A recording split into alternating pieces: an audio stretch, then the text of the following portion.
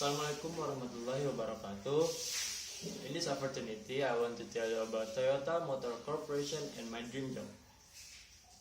Toyota Motor Corporation is a company that manufactures the largest automotive in Asia.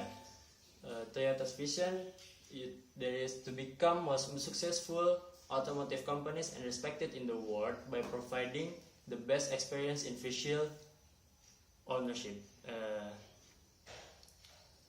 Toyota is the world's first automobile manufacturer to produce more than 10 million vehicles per year.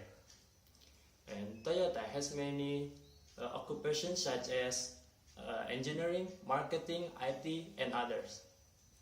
Therefore, I want to work at Toyota in the administration system. Because in this section, I was in charge of the administration of system, perform system maintenance, has the authority to regulate right of access to the system, as well as matter relating to the operational arrangement in the system.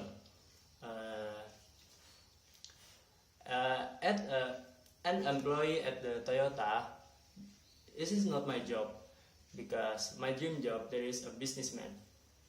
Why? Because I want a businessman when I'm 10 years old, and I will build a business like farming, restaurant, boutique, and others.